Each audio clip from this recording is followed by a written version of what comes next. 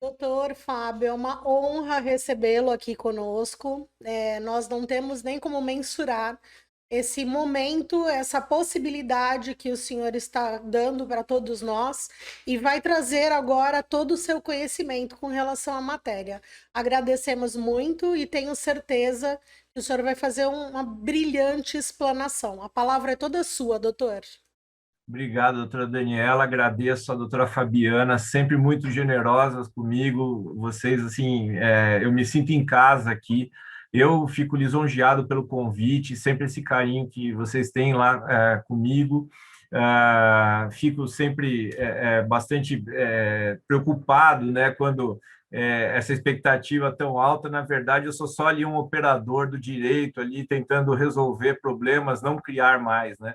Mas, e aí o pior, né? Eu estou falando depois de vários, do Mauro Schiavi, do Josley, então, da doutora Elisa. Então, para mim, é uma responsabilidade muito grande. Eu vou pedir só uma licença, eu vou compartilhar aqui que eu fiz. Será que eu posso compartilhar uma tela, doutor? Eu posso ou não? Se eu puder, Pode sim, pode. tá. O Pedro Não, vai liberar para que o tá, senhor faça o compartilhamento. tá bom. Então, aí estão vendo já? Sim, Tá, então tá. Eu fiz uma apresentação rápida, eu sei que o tempo é curto, então, assim, a minha ideia disso, a minha tentativa é mostrar a situação que estamos, uma certa, a evolução que, legislativa, como diz o ministro Marco Aurélio, vivemos tempos estranhos, especialmente na seara trabalhista, que nós percebemos a todo momento o STF cada vez mais limitando e restringindo a competência da Justiça do Trabalho. Não sei se isso é bom ou mal, isso depende dos operadores, né? Às vezes pode ser uma demanda dos operadores de direito, mas o que me preocupa bastante é a interpretação dada ao direito do trabalho pelo STF. Enquanto em outras matérias há uma leitura, uma interpretação literal da Constituição, por exemplo, aquela questão da prisão em segunda instância, em que havia vedação, houve uma divisão nessa interpretação, mas o STF se orientou pela interpretação literal. E no direito trabalhista, por incrível que pareça, toda vez que é interpretado o artigo 7º, é sempre interpretado de uma forma prejudicial ao trabalhador. Por exemplo, as questões de redução salarial que foram permitidas unilateralmente sem a intervenção do sindicato. Então, isso que me chama bastante atenção, essa diferença de tratamento. Eu vou fazer aqui rapidamente uma referência legislativa que às vezes a gente deixa passar despercebido, que o que foi esse período de pandemia. Tem muito mais do que isso, eu só estou fazendo aqui o que nos interessa mais propriamente. A Lei 13.979, de 6 de 2 de 2020, que aí ela cria o isolamento, a quarentena e outras medidas emergenciais. Essa lei tem a previsão, inclusive, da vacinação obrigatória e uso de máscara, conforme a autoridade local, mas está aí nessa lei. O decreto legislativo 6 de 2020, que é o decreto que reconhece o período de calamidade pública, e aqui é importante que esse decreto, eu estou olhando aqui do lado, eu estou com duas telas, viu, gente? Só para o decreto do lado, ele fala, fica reconhecido exclusivamente para fins do artigo 65 da lei complementar, que na verdade é a lei de responsabilidade fiscal, notadamente para a dispensa de atingimento de resultados fiscais, limitação de empenho, a ocorrência do estado de calamidade pública com efeitos até 31 de dezembro de 2020. Tecnicamente, então, esse decreto é de 20 de março de 2020, a calamidade pública é reconhecida legislativamente de março de 2020 a 31 de dezembro de 2020. Então, agora, nesse atual estágio, apesar de estarmos em período de pandemia, com restrições restrições de locomoção, restrições sanitárias, nós ainda não temos um decreto, uma definição que isso seja o período de pandemia. É contraditório, né? Porque de fato estamos. Tem a Lei 13.982, que reconheceu o benefício emergencial, a MP 927, que teve vigência encerrada em 19 de julho de 2020, que ela cria flexibilização dos requisitos, prazos para teletrabalho, banco de horas, antecipação de férias e feriados. Importante, declara hipótese de força maior. E ela declara hipótese de força maior dizendo o seguinte: o disposto na medida provisória se aplica durante o estado de calamidade pública reconhecido no Decreto Legislativo número 6 e, para fins trabalhistas, constitui hipótese de força maior, nos termos do artigo 501 da CLT. O artigo 501 da CLT, sempre é bom lembrar, ele tem incisos. E aí o artigo 501 fala: ocorrendo motivo de força maior que determine, entende-se como força maior todo acontecimento inevitável em relação à vontade do empregador e para a realização do qual este não concorreu, direto ou indiretamente. Ok, esse é o caput.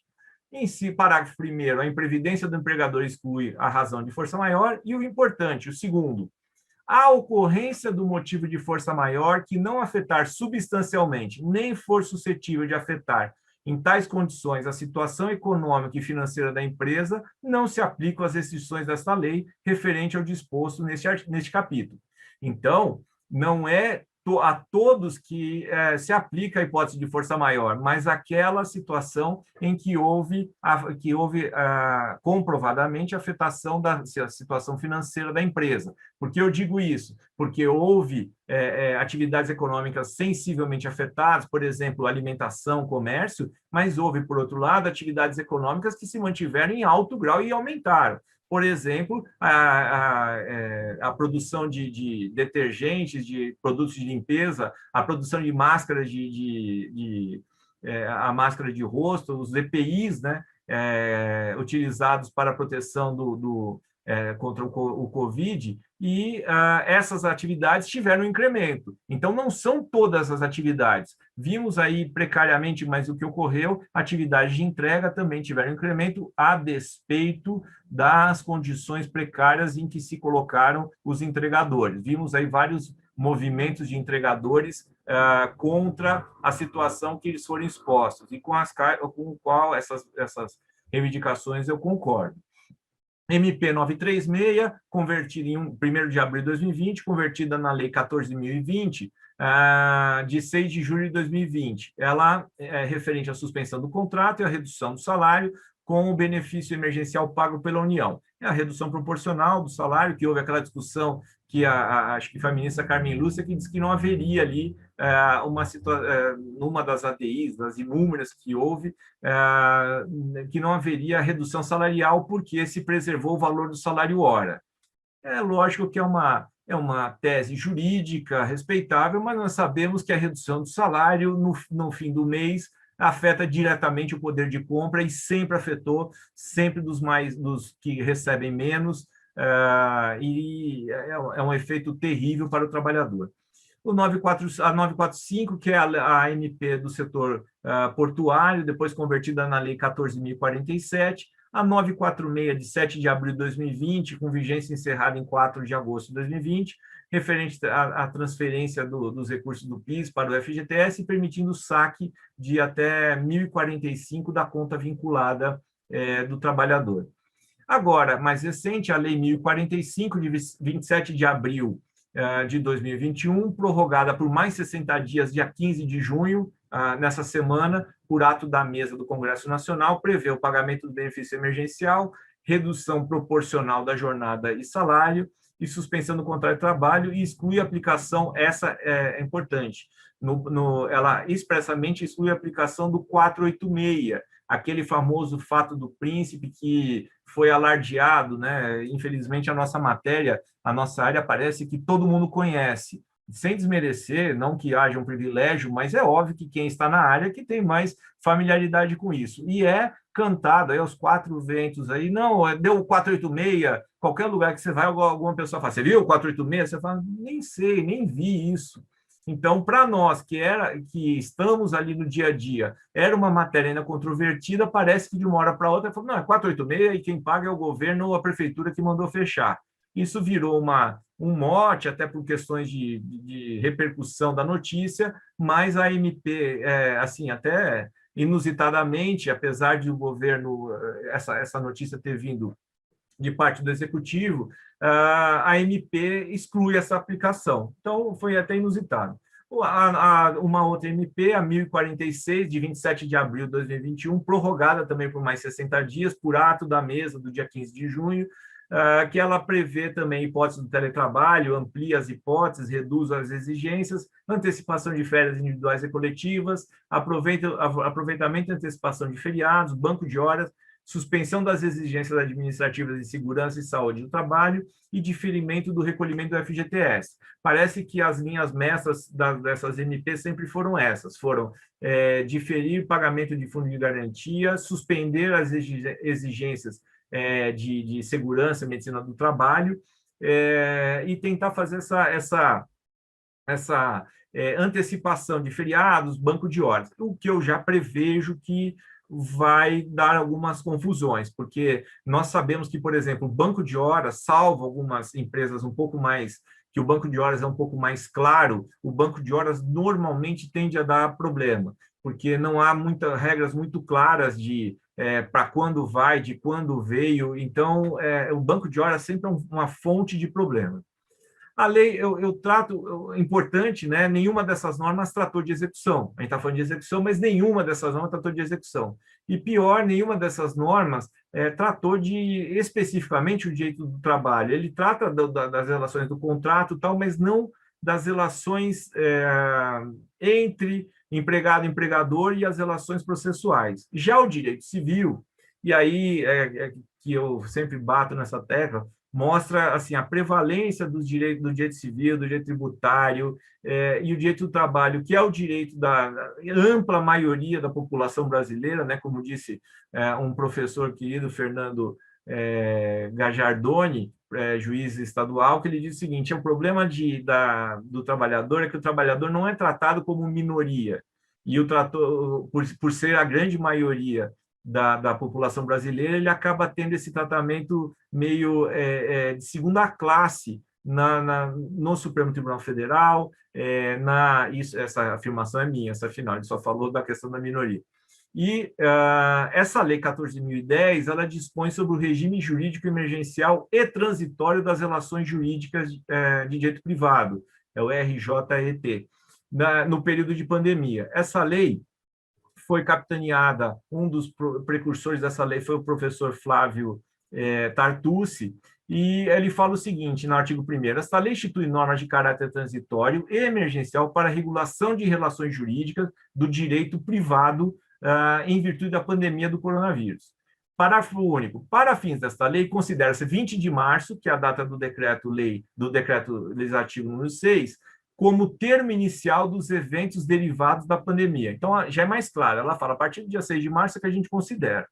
Olha o que ele fala, é importante, aí uma referência que ainda tem alguma discussão para nós. No artigo 3º que está aí, os prazos prescricionais consideram-se impedidos ou suspensos, conforme o caso, a partir da entrada em vigor desta lei até 30 de outubro de 2020. Aí já um reflexo direto para nós, que houve algumas discussões sobre essa suspensão desse prazo prescricional nesse período. No processo civil ficou mais evidente, porque eram processos físicos e havia impedimento de se chegar ali, de se chegar no fórum, e na Justiça do Trabalho, Justiça Federal em geral, os processos são eletrônicos e houve a manutenção. Mas sabemos das dificuldades e essa questão chegou já no Judiciário. Tem uma decisão que eu cito, eu já vou citar, mas mais para frente.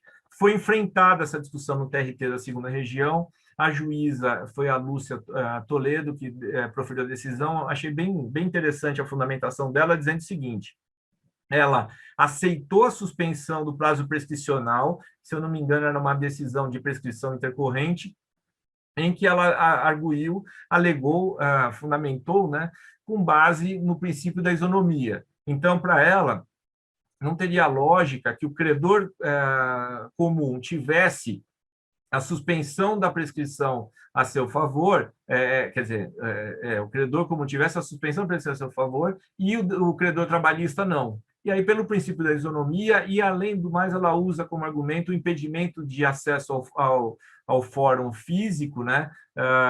Porque ainda tem um resquício de processo físico, e por esse argumento, mas eu acho que o principal, na verdade, foi o princípio da isonomia, ela aceitou a suspensão da execução. Achei bem interessante essa decisão. Este artigo não se aplica enquanto perdoarem as hipóteses específicas de impedimento, suspensão e interrupção dos prazos prescricionais previstas no ordenamento jurídico nacional. E, de novo, este artigo aplica-se à decadência, conforme ressalva a prevista no 207. Também é uma medida que pode ser que nos impacte quanto à questão de ações decisórias ou mandado de segurança. Então, tem um efeito para a gente. Um artigo importante dessa lei é o artigo 6º, que ele fala assim: as consequências decorrentes da pandemia do coronavírus nas execuções dos contratos, incluídas as previstas no artigo 393 do Código Civil, não terão efeitos retroativos. Então, as consequências decorrentes da pandemia nas execuções dos contratos, incluídas as previstas no 393, não terão efeito jurídico retroativo. Então, o que ele está dizendo, contrário do senso, que terão efeitos a partir da promulgação dessa lei, a partir da vigência dessa lei, que ela considera lá o 6 de março de 2020. O que é o 393 do Código Civil? O devedor não responde pelos prejuízos resultantes do caso fortuito ou força maior se expressamente não se houver por eles responsabilizados. Parágrafo único. O caso fortuito ou força maior verifica-se no fato necessário cujos efeitos não era possível evitar ou impedir. Então, nós temos aqui uma referência que o coronavírus, para efeitos de obrigações civis, pode ser considerado uma das hipóteses excludentes da responsabilidade do devedor.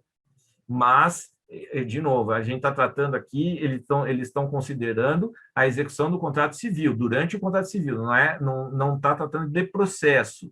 Então, dentro dos atos jurídicos, o 393 é uma das hipóteses de exclusão de responsabilidade do devedor por força maior, que eles consideram como excludente da responsabilidade do devedor. Então, poderíamos usar aqui, no dia de trabalho, vamos ter que construir isso, porque nós não tivemos, a Justiça do Trabalho, os advogados trabalhistas estão tendo que inventar, porque, na verdade, a gente não tem resolução, a gente não tem uma orientação, não tem uma normativa. E aí eu trago aqui, para provar, né, a minha fala, o seguinte: o CNJ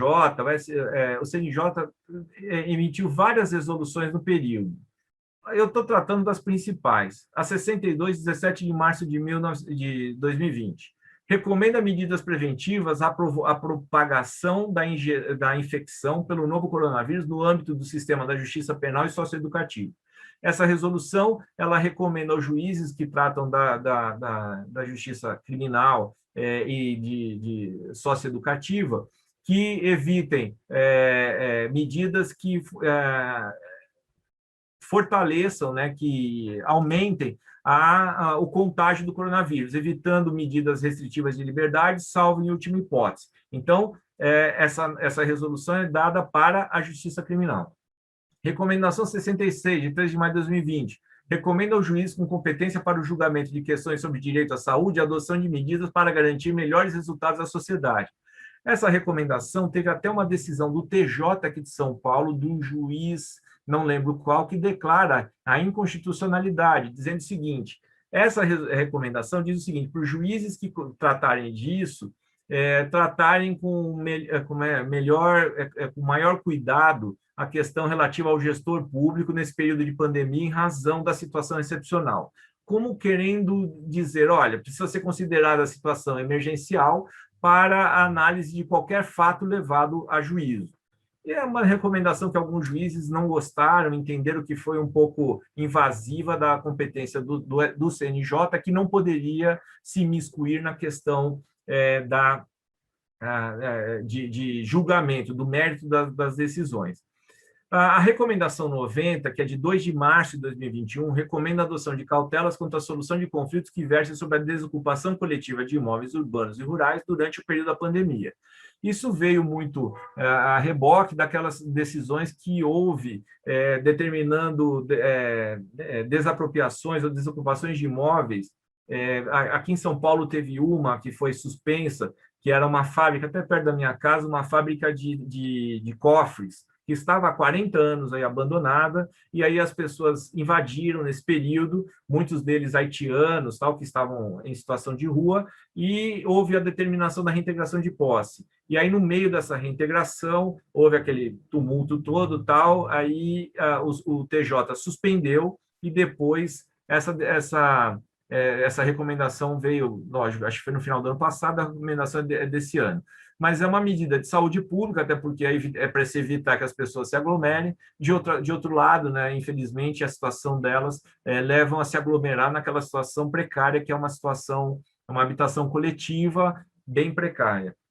Aí tem a recomendação 91, que fala que, de novo, recomenda a adoção de medidas preventivas adicionais à propagação da infecção do coronavírus no âmbito do sistema da justiça penal e socioeducativo. Reitera algumas dessas decisões, algumas dessas providências, pedindo que seja feita que tome cuidado nas medidas de restrição de liberdade e determinação que o réu ou o educando fique em regime de confinamento. Então, era essa a ideia. Eu falei daquela decisão que aplicou a suspensão, essa decisão da juíza Lúcia. Ela aplica a suspensão dizendo que houve a suspensão justamente porque a Lei 14.010 autorizou essa suspensão para o credor comum. Então, não teria sentido não aplicar para o credor trabalhista. É uma discussão bastante interessante, porque a lei ela fala das relações privadas, né? Ela fala esta lei institui normas de caráter transitório para a regulação das relações jurídicas de direito privado.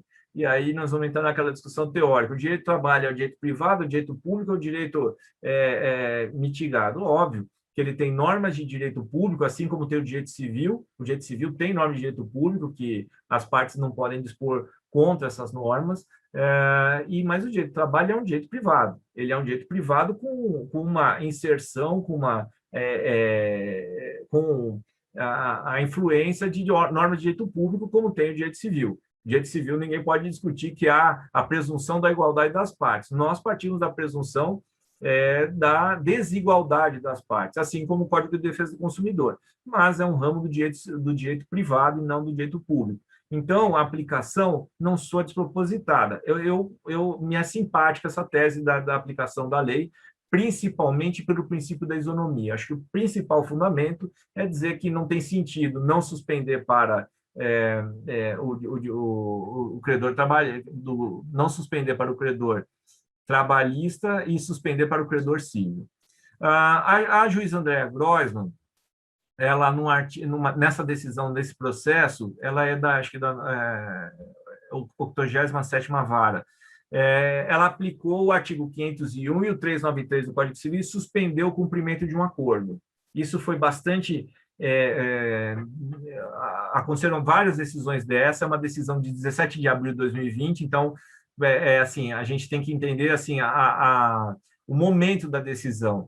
Março decreta a pandemia, se reconhece o estado de calamidade, menos de um mês depois, quer dizer, acho logo em seguida, há o pedido de suspensão do acordo, e naquele momento ela aplica o artigo 501, falando o 501 da CLT, e autoriza a suspensão do pagamento do acordo. O problema disso, e aí o tribunal quase que assim unanimemente se interpretou o seguinte: o cumprimento de acordo ele não está no âmbito das relações, não é o período negocial, não é como trata o Código Civil daquela suspensão do 393.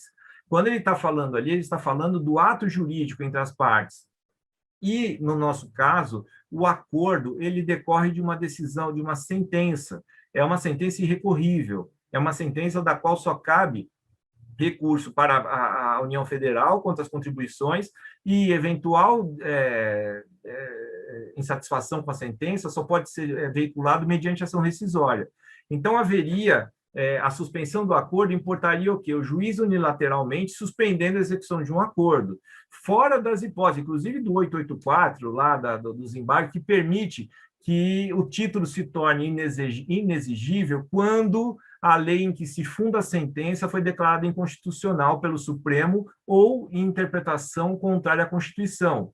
Aquele artigo, o parágrafo 4º, se eu não me engano, do 884, que permite a suspensão da exigibilidade do título, é uma situação excepcional e ainda discutível, né? Mas a aplicação unilateral disso foi rechaçada. De novo, sempre entendendo que essa decisão foi dada ali no calor do momento. Os senhores sabem, né, as senhoras, que sobrou para a gente essa batata quente, foi o seguinte, vieram essas legislações, essas normas seguidas, e a gente tinha que resolver. O advogado propôs, o juiz ali no primeiro momento decide, e aí depois é só com o tempo que você, fazendo o pensamento retroativo, que pode dizer, ah, não, isso estava mais coerente ou não estava menos coerente. Naquele momento, houve essa discussão e ela suspendeu o acordo. Não sei agora, não sei se isso mantido, né? Não foi mantido, mas, assim, preponderantemente, o tribunal tem afastado. Uma decisão um pouco anterior que eu trouxe, que é do Luiz Eduardo Ornô, que é juiz da Baixada, que ele não suspende a execução justamente por isso, por se tratar de sentença e, portanto, insuscetível de suspensão unilateral. Então, uma é 7 de abril, outra é 17, 10 dias depois. Não deu nem tempo ali de maturar a ideia, né? E aí o Luiz Eduardo Ornô, ele não suspende. No tribunal, eu tenho aqui algumas... esses julgados, todos, são mandados de segurança contra decisões que suspenderam unilateralmente, contra decisões que suspenderam. Então, isso aqui são mandados de segurança de um ou outro relator, são vários relatores, eu só estou citando para verem o número ali, que eu fiz um levantamento rápido, de decisões que deram liminar contra a suspensão do acordo. E, a meu ver, assim, corretamente, porque, de novo, né, a execução nossa é uma execução de um acordo que decorre de uma sentença transitada em julgado. Uma saída que foi a mais utilizada, que eu acho a mais razoável, foi agora uma decisão da doutora Sinara Raquel Rosso, se eu não me engano, Barueri, se eu não me engano. O que aconteceu? A parte, logo em seguida que fez o acordo, peticionou pedindo a revisão do julgado. A revisão do julgado, né, do acordo que foi homologado.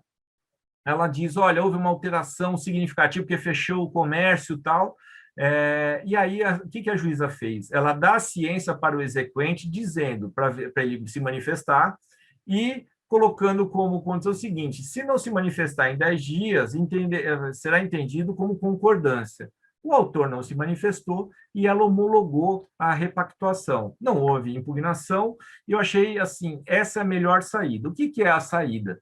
É a saída de nós podermos abrir vista para a outra parte, para expor a situação, com a concordância dela, uma novação objetiva, ou seja, o acordo é repactuado, ainda que haja uma sentença anterior, a repactuação é possível, tanto é que fazemos acordo na execução a qualquer momento, mesmo diante de uma sentença transitada em julgado, uma sentença de mérito, no momento em que há execução, você pode repactuar esses termos. E a mesma situação, quando há repactuação, o juiz, na verdade, só chancela o que as partes já disseram. A minha experiência ali no Guarujá, foi o seguinte, 98% ou mais foram aceitas essas repactuações. Os advogados ali, cientes, até porque quem é da Baixada sabe, a Baixada sofreu demais com a situação da pandemia. Eu retomo sempre um fato que às vezes se esquecem, a pandemia começou em março de 2020, começou, pelo menos foi declarada em março de 2020. Em fevereiro de 2020, o Guarujá sofreu um decreto de calamidade pública, pois houve uma chuva que destruiu a cidade, que caiu o morro, morreu não sei quantas pessoas, uma tragédia, e logo em seguida foi declarada a situação de calamidade pública. Menos de um mês depois veio a calamidade da Covid. Então, é uma situação bastante complicada, Mas o que eu percebo, e o Guarujá é dividido meio nisso, são os pequenos comércios, o comércio de bairro ali e tal, que esses pedidos de repactuação foram aceitos em 90%, eu vou falar 98% dos casos. Dávamos vista para outra parte, tal. Acho que teve um processo no começo em que houve uma suspensão unilateral, quando a parte entrou com mandado de segurança, foi reconsiderado. E eu concordo com a hipótese, não poderia haver essa suspensão unilateral. As grandes empresas do Guarujá, empresas que têm ou multinacionais ou empresas de grande porte, não houve esse pedido. Na verdade, a execução prosseguiu. O que a gente tem uma limitação, e isso é difícil para as pessoas às vezes entenderem, é que eu não posso unilateralmente fazer uma suspensão, ainda que eu ache justo isso, porque a partir do momento que a sentença é proferida, eu não posso simplesmente desconsiderar o julgado. O julgado ele ganha força por si, não mais pelo meu nome que está ali. Então, tem que ser feita essa repactuação. Um norte que eu sempre sigo é um artigo que foi introduzido naquela antiga lei de introdução ao Código Civil. Essa lei foi alterada em 2018 pela Lei 13.655. São incluídos alguns artigos a partir do artigo 20. E esse artigo, óbvio que ele tem uma destinação específica, mas nesta lei, ela é a lei de introdução às normas do direito brasileiro. Então, é de aplicação genérica. Ele fala o seguinte: nas esferas administrativa, controlador e judicial não se decidirá com base em valores jurídicos abstratos, sem que sejam consideradas as consequências práticas da decisão. A motivação demonstrará a necessidade e adequação da medida imposta ou da invalidação de ato, contrato, ajuste, processo ou norma administrativa, inclusive em face das possíveis alternativas. É uma norma que foi voltada para a questão especificamente tributária e administrativa, mas ela está incluída, né, numa norma de aplicação geral. E eu me pauto bastante por ela, da decisão considerar a situação prática. A magistratura me ensinou, eu acho isso assim, uma qualidade, né, uma coisa que você tem que aprender com o tempo, você vai aprimorando, que é sempre o que o Código de Processo Civil agora trouxe no artigo 10. Nunca decida sem ouvir a parte contrária, porque, às vezes, o conflito que está no processo ele é resolvido pelas próprias partes. Eu vejo isso no dia a dia dos acordos, às vezes uma condição, uma situação que você acha que poderia interferir, se você ficar quieto, as partes se ajustam.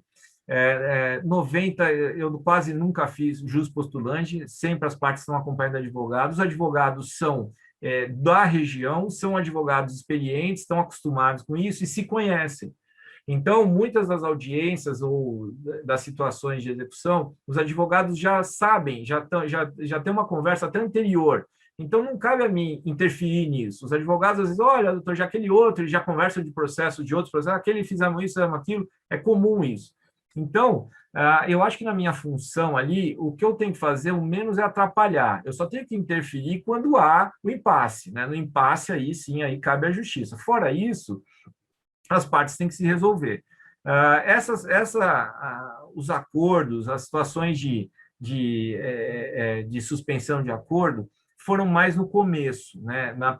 Vamos dizer, na primeira parte da pandemia, porque ela não parou, né? Ela continua. Agora, ele se ajeitou de certa forma, as pessoas estão fazendo o acordo eu vejo um prazo maior de pagamento, mas, graças a Deus, eu percebo que as atividades estão retomando ou tendo vamos dizer, uma renda mais constante. E, então, tem sido feito acordos, só que com prazos maiores. Não tenho tido, recentemente, pedidos de suspensão, porque acho que é uma consequência dessa continuidade. Um processo um pouco maior, às vezes um devedor um pouco maior, que exige uma outra interferência, vou dizer, uma atitude, já aconteceu isso, de uma grande devedora ali, pedir a interferência da corregedoria. Aí, a corregedoria, junto com o juiz do Guarujá e os juízes auxiliares lá auxiliar da execução, fazem um plano para um pagamento conjunto. Mas aí é uma outra situação que refoge ali ao caráter individual da vara.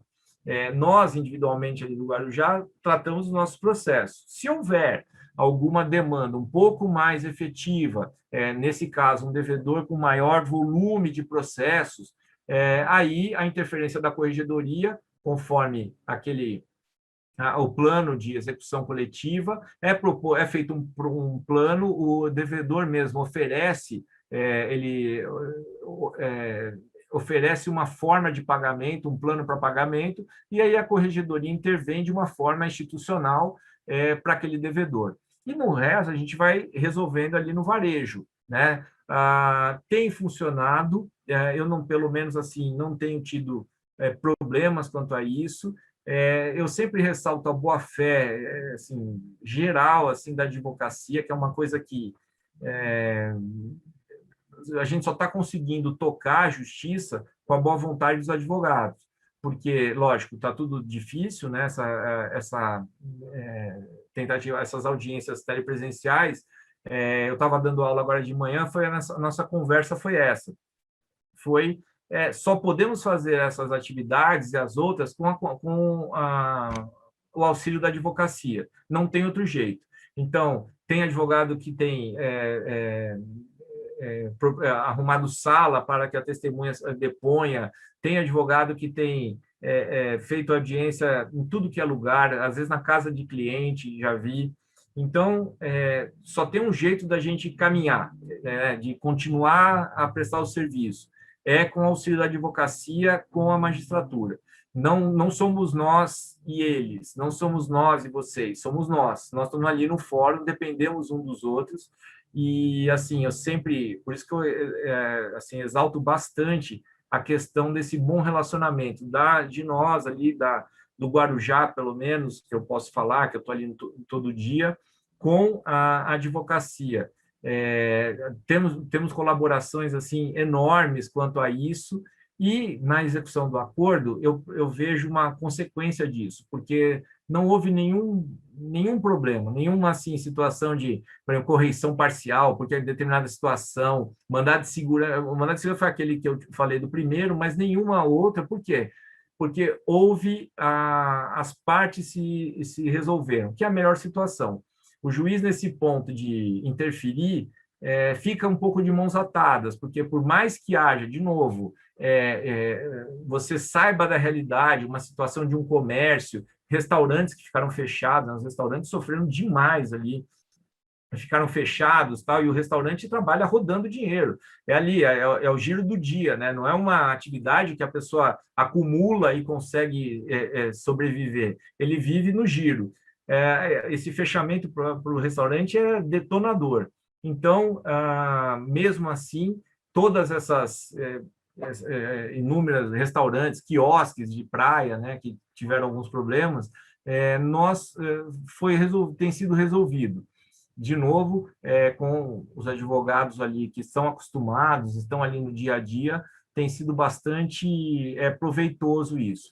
Eu também faço aqui um elogio para a minha secretaria, que quem conhece lá tal sabe que a Vera, minha diretora, junto com os outros funcionários, tem feito esse atendimento remoto. Inclusive, a Vera faz anotação de carteira na casa dela, porque está fechado o fórum, e ela tem feito na casa dela essa anotação de carteira, combina com os advogados e tem ido lá. É o jeito, a gente tem que prestar o serviço de um jeito ou de outro, vai ser prestado, e como eu conto com essa colaboração desses meus servidores, que eu tenho um enorme carinho, só funciona porque todo mundo está ajudando. Servidor, advocacia, eu acho que eu estou ajudando, não atrapalhando.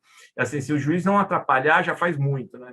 Então, acho que eu, ali, tentando só coordenar, eu acho que eu ajudo bastante. Então, eu estou vendo que o meu tempo está acabando aqui, eu estou correndo, então agradeço demais aí a oportunidade, fico à disposição, e parabéns pelo evento.